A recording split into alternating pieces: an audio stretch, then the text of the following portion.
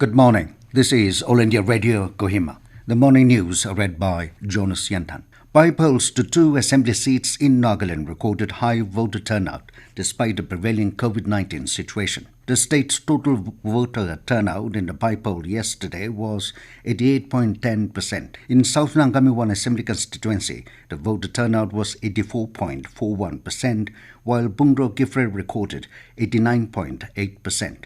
Nagaland Chief Electoral Officer Abhijit Sinha said polling was by and large peaceful except at polling station number 11 under Bungro Gifre, where law and order situation was witnessed.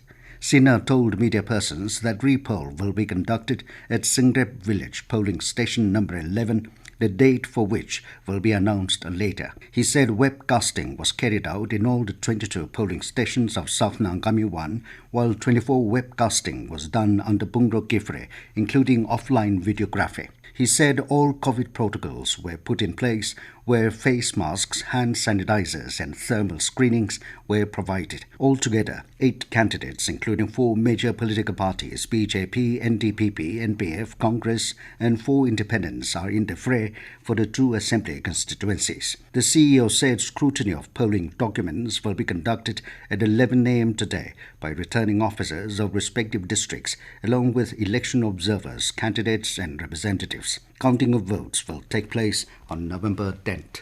Nationalist Democratic Progressive Party (NDPP) has withdrawn its demand for re-poll at Kohima Town 1, polling station number 12. However, NDPP said their demand against persons involved in making illegal video and making it go viral in social media still stands. NDPP had earlier yesterday filed a complaint before the district election officer alleging that functionaries of opposition NPF were forcefully restricting genuine voters from casting their votes and thereby not allowing normal electioneering. The complaint letter alleged that senior NDPP party leaders were verbally abused and forcefully evicted when they arrived at the location to assess the situation and meet the designated magistrates. It alleged that NPF supporters illegally made video recording of the incident and made it go viral in social media.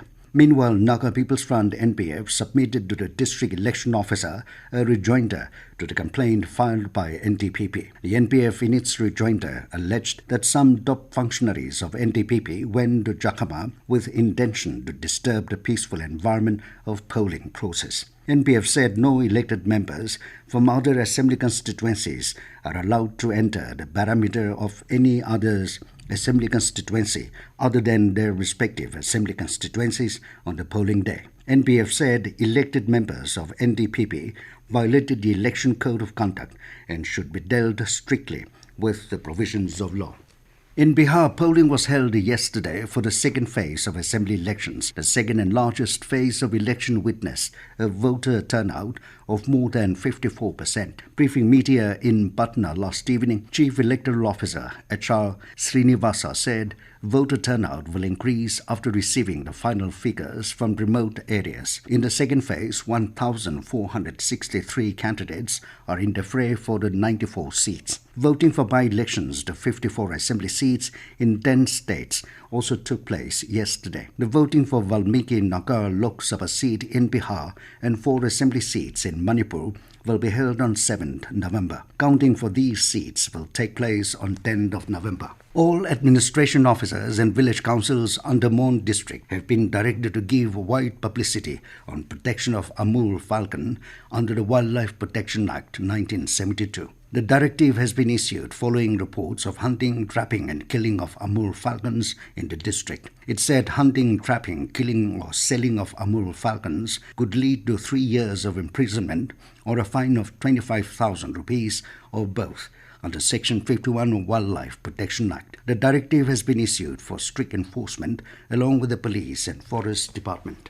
And as the nation fights COVID-19 pandemic, let us all remember to stay safe and protected by following these 3 simple steps.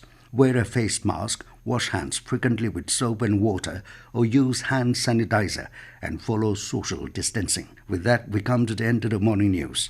Have a nice day.